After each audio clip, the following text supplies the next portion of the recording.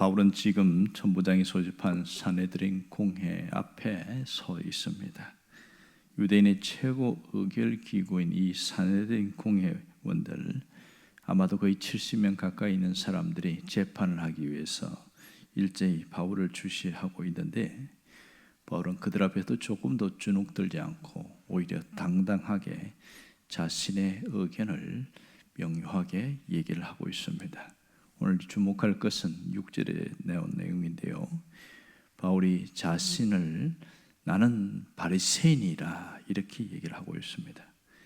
자, 사내들인 공회를 구성하고 있는 수많은 사람들, 국회의원들의 대부분은 바리새인과 사두개인으로 나누어질 수 있습니다. 이 옷을 입는 모습 보면 저 사람이 바리새인이구나, 저 사람은 사두개인이구나 명확하게 구분될 수 있습니다. 자, 문제는 이 사두개인과 바리새인들은 신학적인 견해와 삶의 방식이 완전히 다릅니다. 서로 앙숙 관계에 있습니다. 대척점에 몰려 있다고 할 수 있겠지요. 그러면 사두개인은 어떻게 해서 생겼는가? 이 사두개라는 명칭은 다윗 시대에 있던 대제사장 사독의 이름에서 따왔습니다. 그러니까 주전 2세기경, 예수님이 오시기 약 한 200년 전에 사독의 후예임을 자처하는 이 제사장들이 성전 관리는 우리가 해야 한다, 이 기득권을 주장하면서 그때부터 사도계파가 형성이 되었습니다. 그리고 바울 시대의 사도계파는 이 제사장들과 사내들인 공회원, 유대의 어떤 종교적 정치적으로 어떤 기득권을 갖고 있었고 또 지배계층으로 형성되어 있습니다. 그들은 모세의 권위, 그러니까 모세오경만 인정하고 다른 구약성경, 시편이나 선지서 이런 건 아예 받아들이지 않았습니다. 그리고 하나님께서 인간에게 율법만 주셨을 뿐 인간의 그 어떤 모든 어떤 그 역사, 인간 사회는 하나님이 간섭하지 않으신다, 개입하지 않는다, 그렇게 믿고 있었던 것이죠. 이 사두개파는 하나님의 섭리를 받아들이지 않았습니다. 또한 천사의 존재나 어떤 영의 존재, 그리고 부활과 영생에 대하여 내세에 대해서는 아예 믿지 않았습니다. 그들은 철저한 현실 세계만 믿었던 사람들입니다. 그러다 보니까 도덕성이나 윤리성이 많이 결여되고 오직 물질주의에 빠지게 된 것이죠. 희한한 것은 하나님을 잘 섬긴다고 하는 그들이 오히려 이 내세나 부활을 아예 받아들이지 않고 물질주의에 빠진 그런 사람으로 전락했던 것이 이해할 수 없는 부분입니다.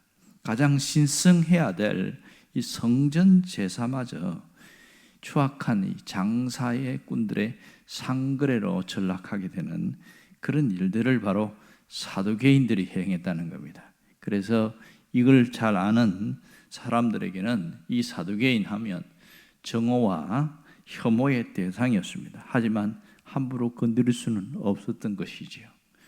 반면에 이 바리새인들은 언제 형성됐는가? 바리새파라고 이게 된 사람들은 이 바리새라는 뜻 자체가 분리된 자 이런 뜻입니다. 구별된 자. 이 바리새인들은 주전 4세기경, 그러니까 사두개인들보다 훨씬 이전이죠. 주전 4세기경에 유대 개혁을 나섰던 사람들이었습니다. 그 사람들이 하시딤이라는 사람인데요, 바로 말라기와 마태복음 사이에 일어났던 신구약 중간 사이에 일어난 일입니다. 이 하시딤의 후예들, 이들이 바리새인들입니다. 그들은 자기들이 하시딤의 후예라고 자처하면서 율법을 굉장히 충실했던 자들입니다.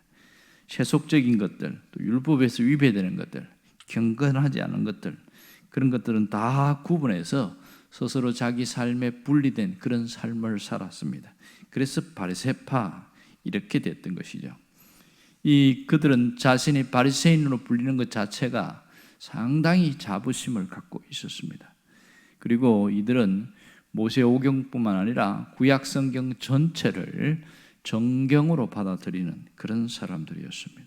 그리고 조상 대대로 내려오는 그 전통을 굉장히 중시했던 자들이죠. 또한 신앙적으로 보면 천사와 영의 존재를 믿었습니다. 그리고 부활과 영생, 내세를 믿었던 것이죠. 그러니까 타락한 제사장들이 이 서민들의 존경과 선망을 받고 있는 그 바리새인들을 좋아할 리가 없던 것이죠. 그러니 이 바리새파와 사두개파는 언제나 틈만 보이면 서로 싸우는 그런 일들이 생겼습니다. 이런 신학적인 견해와 삶의 방식이 완전히 달랐기 때문에 서로 싸울 수밖에 없는 것이죠. 이 두 그룹이 사내들인 공회에 그렇게 있었다는 겁니다. 우리가 식으로 하면 국회의사당에 여당과 야당이 갈라져서 그렇게 함께 모여서 의사 진행을 하는 그런 모습이라고 할 수 있습니다. 여기에 바울이 아주 기름을 얹었습니다. 불을 붙여버린 거죠. 나는 바리새인이요, 그리고 바리새인의 아들이다, 이 얘기를 하고 있습니다. 자, 여기서 자신이 바리새인이라고 할 때 보통 나는 이런 말을 안 쓰는데 이 나는 1인칭을 쓴 것은 강조하기 위함이다. 그리고 바리새인의 아들이라 한 것은 어쩌다가 내가 바리새파에 입교한 자가 아니고 조상 대대로 바리새인인 것을 주장하고 있는 거예요. 자, 어제 설교는 바울의 입장에서 이 전체를 흐름을 봤다면 오늘은 이 바리새인과 사두개인의 입장에서 이 본문을 봐야 됩니다. 우리는 본문을 어떻게 볼 것인가, 누구의 관점으로 볼 것인가에 따라서 보는 각도가 확실히 달라지게 되는 것이죠. 자, 이 두 진영, 사두개인과 바리새인의 두 진영으로 모습에서 보게 되면 그들이 왜 싸웠는가 하는 겁니다. 싸움의 원인이 어디 있어요? 바울이 나는 바리새인이다 이렇게 해서 싸웠는가? 그게 아니에요. 6절에 보면 싸움의 원인이 뚜렷하게 나와 있습니다. 거기 보면 죽은 자의 소망 곧 부활로 말미암아 신문을 받노라. 이렇게 바울이 이렇게 얘기했단 말이에요. 내가 죽은 자의 소망, 부활 때문에 신문 받는다. 그러니까 이때의 바리새인 중에서 화들짝 놀란 거예요. 그래? 부활 때문에 신문 받는다고 그러면 안 되지. 이러면서 들고 일어난 거죠. 그것이 7절과 8절입니다. 여기에서 바리새인과 사두개인 사이에 다툼이 생겼다, 이렇게 이야기합니다. 그러면서 친절하게 해석을 해놓고 있죠. 사두개인은 부활도 없고 천사도 없고 영도 없다 하는데 바리새인들은 다 있다고 이야기한다. 자, 여기에서 굉장한 충돌이 일어나는 거예요. 그동안 그들이 갖고 있는 해묵은 신학적인 그 견해, 첨예한 대립이 있던 것이 여기에서 갑자기 바울을 신문하는 자리에서 서로 싸우는 일들이 생겨버린 거죠. 엄청난 일들이 생겼습니다. 두 진영이 완전히 불이 붙어버린 거죠. 여기서 바리새인들은 이 자리에서 자기들이 그동안 믿고 있던 내세를 주장하고 부활을 주장하고 강조하고 이랬더니 사두개인들이 가만히 있습니까? 가만히 있지 않고 거기 있는 사람들이 갑자기 책상 위에 올라왔고 삿대질하고 하는데 국회의원들이 하는 짓과 똑같이 하고 있습니다. 보면 그러니 싸울 수밖에 없습니다. 그런데요, 이 바리새인들이 주장하는 부활은 일반적인 부활을 말합니다. 그냥 자기들은 내세가 있다고 믿으니까 우리가 죽으면 그냥 죽음 이후에 부활이 있을 것이다, 그렇게 얘기한 거거든요. 근데 바울이 이야기한 부활과는 서로 좀 결이 좀 달라요. 바울이 말한 부활은 예수의 죽음과 부활을 말합니다. 그런데 이 바리새인들과 사두개인들은 예수의 죽음과 부활 때문에 예수 죽여버렸거든요. 그리고 베드로도 감옥에 가두고 이런 일이 있지 않습니까? 그러니까 예수의 죽음과 부활을 바울이 이야기하고 있는데 이 바리새인들은 그 관계없고 부활이라는 그 말만 나오니까 그냥 들고 일어난 거죠. 안 그래도 사두개인들 마음에 안 들었는데 이때 한번 본때를 보여서 한번 교육을 하자, 이래서 싸움이 일어났는데, 근데 사두개인들이 가만히 있습니까?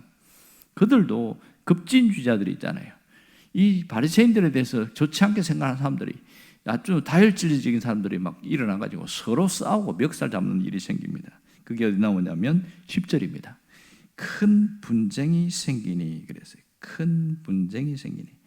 이 분쟁이 생겼다는 헬라어가 스타시스인데 이것은 주먹질을 하면서 휘두르는 그 모습을 말합니다. 그러니까 이 한두 사람 삿대질 하다가 화가 난 사람이 이제 옷 잡고 멱살 잡고 흔들다가 누군가가 주먹을 휘두르니까 이때 막 뒤엉켜 버리는 거예요. 난리가 난 것이죠. 아주 난리가 나버렸습니다. 자, 여기서 오늘 우리가 가만히 보아야 될 게 있습니다. 사내들인 공회는 처음에 바울을 신문하기 위해서 소집되었습니다.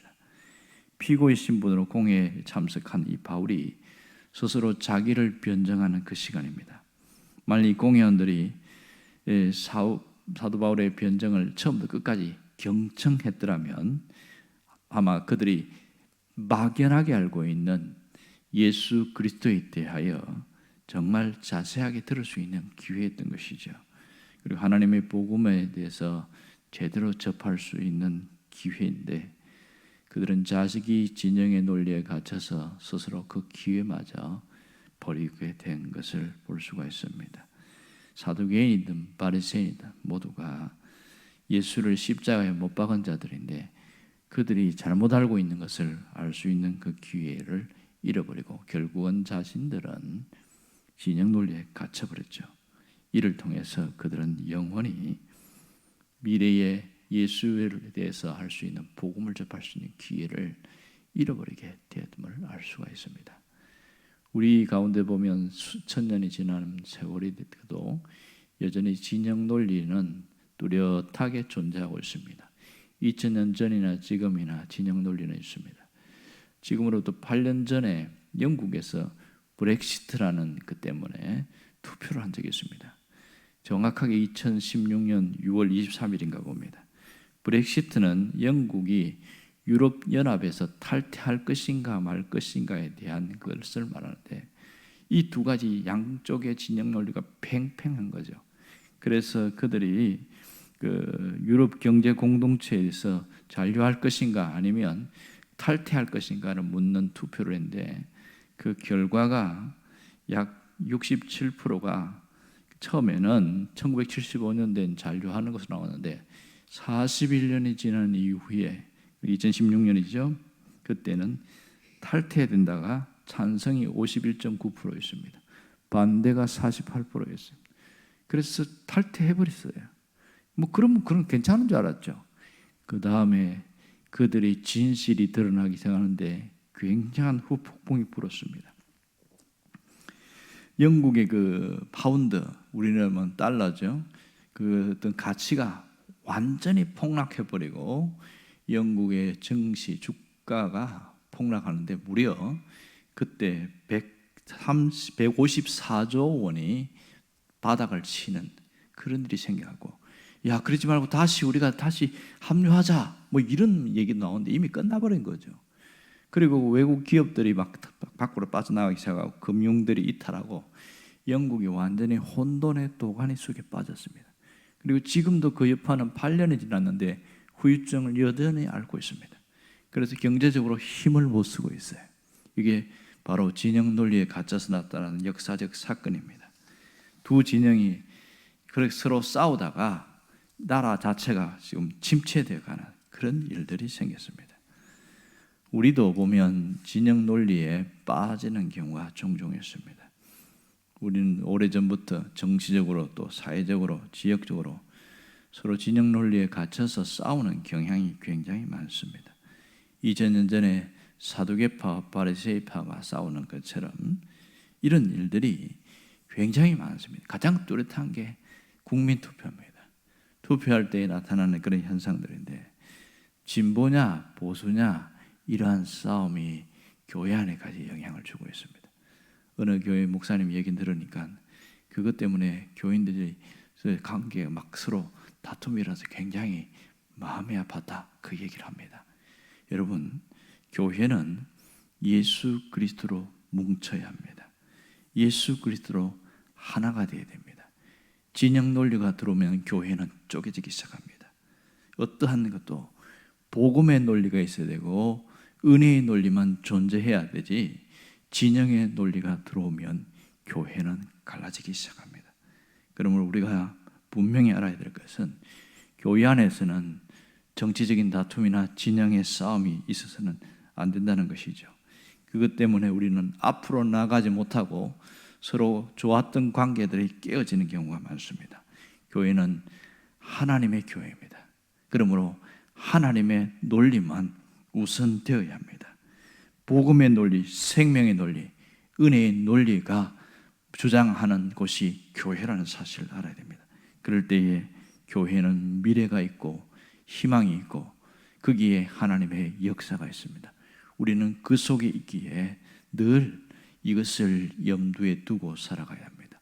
우리 안에도 예수 그리스도가 우리 안에서 항상 중심에 있을 때 우리의 삶과 개인의 미래도 달라지게 되었습니다.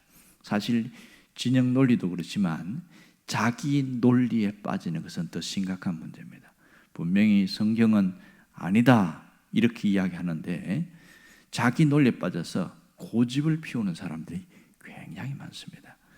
분명히 성경은 이것은 가면 안 된다 이런데도 살다 보면 뭐 그럴 수도 있지 이러면서 타협하고 자기 합리화하면서 빠지는 사람들은 결코 하나님의 은혜의 세계에 머물 수가 없게 되는 것이죠. 왜 신앙생활 하다가 이탈하게 되어지냐?